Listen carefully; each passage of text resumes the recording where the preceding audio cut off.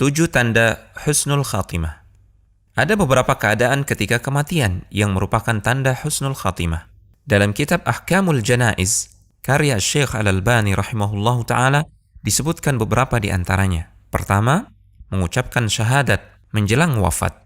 Rasulullah SAW bersabda yang artinya, siapa yang akhir ucapannya adalah kalimat La ilaha illallah, niscaya dia akan masuk surga. Kedua, meninggal dengan keringat di dahi. Suatu ketika, Buraidah bin Hasib radhiyallahu ta'ala anhu datang ke Khurasan, menjenguk saudaranya yang sedang sakit. Ternyata saudaranya dalam keadaan sakaratul maut. Ketika wafat, ada keringat di dahinya. Buraidah langsung bertakbir, Allahu Akbar. Aku pernah mendengar Rasulullah SAW bersabda, meninggalnya seorang mukmin dengan keringat di dahi. Ketiga, meninggal pada malam atau siang hari Jumat. Dalam hadis Abdullah bin Amr radhiyallahu taala anhuma, Rasulullah SAW bersabda, apabila ada seorang muslim yang meninggal pada hari Jumat atau malam Jumat, maka Allah akan menjaganya dari pertanyaan di kubur. Keempat, syahid di medan perang. Allah Subhanahu wa taala berfirman yang artinya, janganlah kamu mengira bahwa orang-orang yang gugur di jalan Allah itu mati, bahkan mereka hidup di sisi Rabb mereka dengan mendapatkan rizki. Dalam hadis, Rasulullah SAW menyebutkan banyak keutamaan orang yang mati di medan jihad.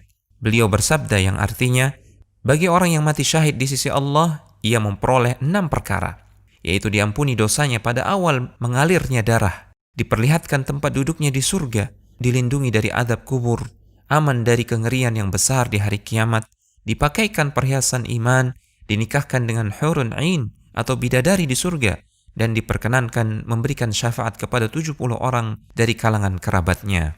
Kelima, meninggal setelah bersabar dengan ujian yang Allah berikan.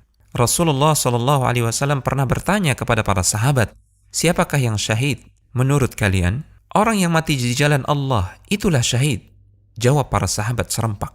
Berarti orang yang mati syahid di kalangan umatku hanya sedikit. Jawab Rasulullah SAW. Lalu siapa saja mereka wahai Rasulullah? Tanya para sahabat. Kemudian Nabi SAW menyebutkan daftar orang yang bergelar syahid. Beliau bersabda yang artinya, siapa yang terbunuh di jalan Allah, dialah syahid. Siapa yang mati di jalan Allah, dia syahid, sekalipun tidak terbunuh di medan perang. Siapa yang mati karena wabah penyakit ta'un, dia syahid. Siapa yang mati karena sakit perut, dia syahid. Siapa yang mati karena tenggelam, dia syahid.